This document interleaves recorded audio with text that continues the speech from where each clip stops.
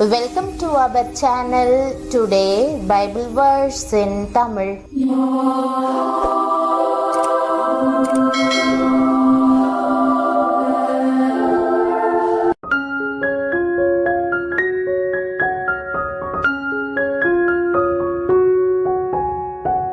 இன்றைய வசனம் சங்கீதம் 134:3. கிறிஸ்துவுக்குள் பிரியமானவர்களே, நம்முடைய ஆண்டவரும் இரட்சகருமான இயேசு கிறிஸ்துவின் வல்லமையுள்ள நாமத்தில் உங்களை வாழ்த்துகிறேன். வானத்தையும் பூமியையும் உண்டாக்கின கர்த்தர் சீயோனிலிருந்து உன்னை ஆசிர்வதிப்பாராக என்ற வாக்குத்தத்த வசனத்தை இன்று நாம் தியானிப்போம். ஆசீர்வாதம் என்ற சொல் எத்தனை இனிமையானது! எல்லாருக்கும் தாங்கள் ஆசிர்வதிக்கப்பட வேண்டும் என்ற எண்ணம் உண்டு. பெற்றோரின் ஆசிர்வாதத்திற்காக பிள்ளைகள் ஏங்குகிறார்கள்.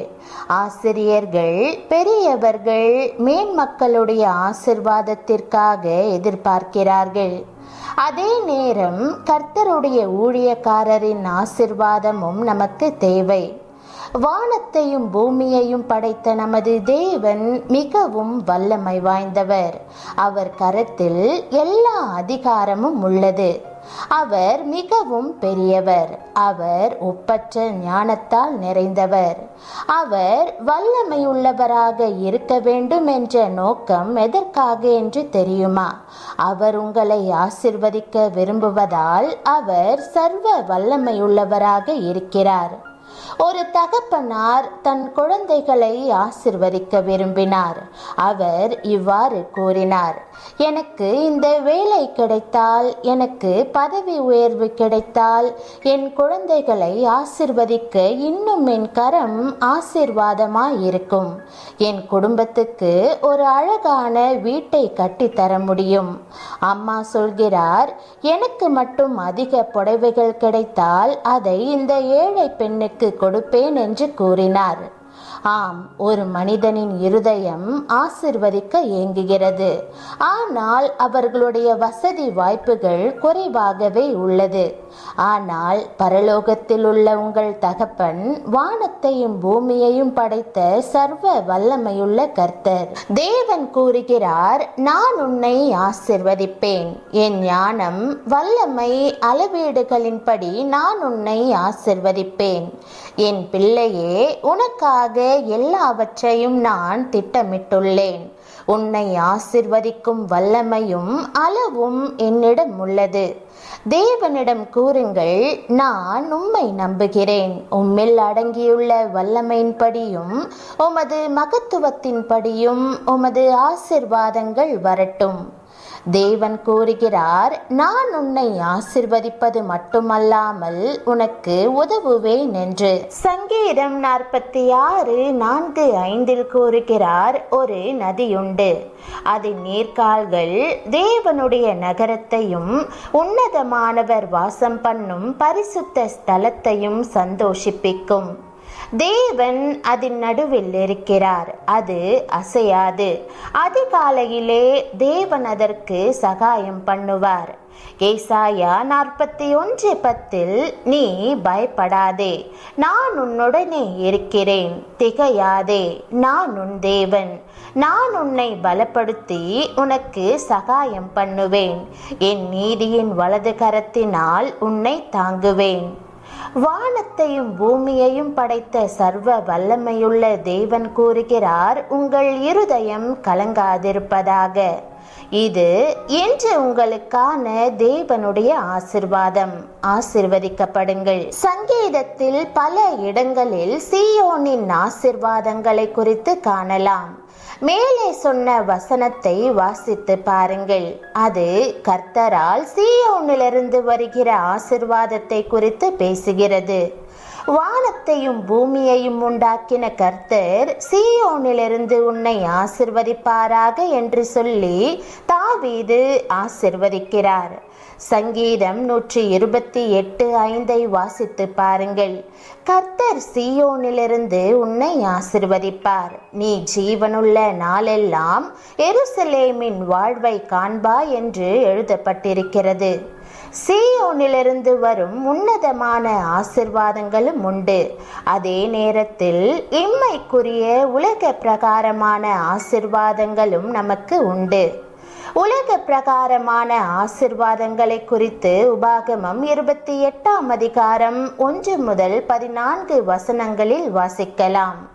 உன் கர்ப்பத்தின் கனியும் உன் நிலத்தின் கனியும் உன் மாடுகளின் பெருக்கமும் உன் ஆடுகளின் மந்தைகளும் ஆகிய உன் மிருக ஜீவன்களின் பலனும் ஆசிர்வதிக்கப்பட்டிருக்கும்.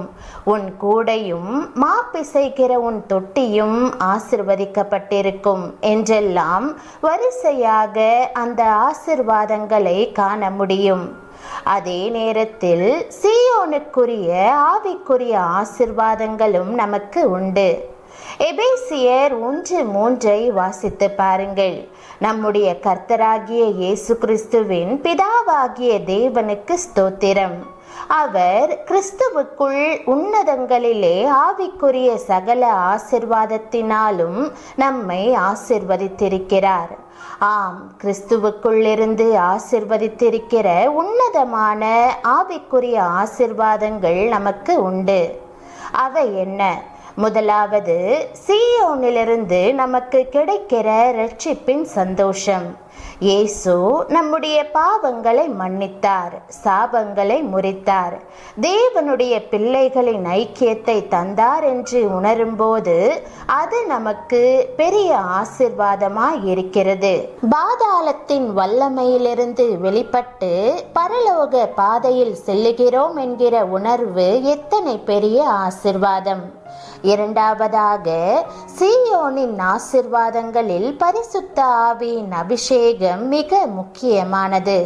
பிதாவின் சிங்காசனத்திலிருந்து ஜீவ தண்ணீருள்ள ஆவிக்குரிய பரிசுத்த ஆவியானவர் இறங்கி நம் ஆத்துமாவை நிரப்புவது எத்தனை மகிழ்ச்சியான காரியம். உன்னத பலன் நமக்குள் வருகிறது. ஜீவ ஆவி நமக்குள் ஊற்றப்படுகிறது. கிறிஸ்துவின் வரங்கள் நமக்குள் கிரியை செய்ய ஆரம்பித்து விடுகிறது. ஆவியின் கனிகளெல்லாம் காணப்படுகிறது. அது உன்னத ஆசிர்வாதம் அல்லவா? பிரியமானவர்களே, கடைசி நாளில் மாம்சமான யாவர் மேலும் என் ஆவியை ஊற்றுவேன் என்று கர்த்தர் வாக்களித்திருக்கிறார். பெற்றுக்கொள்வீர்களா? ஜெபம். கர்த்தராகிய இயேசுவே, இந்த அற்புதமான வாக்குறுதிக்கு நன்றி. நீர் சீயோனிலிருந்து என்னை ஆசிர்வதிப்பதற்காக உமக்கு நன்றி. இந்த நாளிலும் உமது ஆசிர்வாதம் என் மீது வரட்டும். உம்மை முகமுகமாய் பார்க்கின்ற கிருபையை எனக்கு தந்தருளும். என் நோய்கள் எல்லாவற்றையும் நீக்கியருளும். உமது நன்மையால் என்னை நிரப்பும். உமது ஆசீர்வாதங்கள் எப்பொழுதும் என்னில் தங்கி இருக்கட்டும். உமக்கு பயப்படும் பயத்தை எனக்கு தாரும். உமது வார்த்தைகளுக்கு கீழ்ப்படிந்து நீர் காண்பிக்கும் வழிகளை பின்பற்ற உதவியருளும்.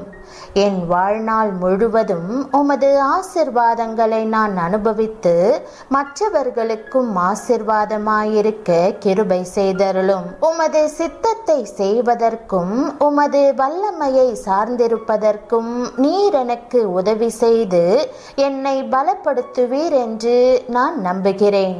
உமது நாமம் மாத்திரம் அனைத்திலும் மகிமைப்படட்டும். இயேசுவின் நாமத்தில் ஜெபிக்கிறேன் நல்ல பிதாவே, ஆமென்.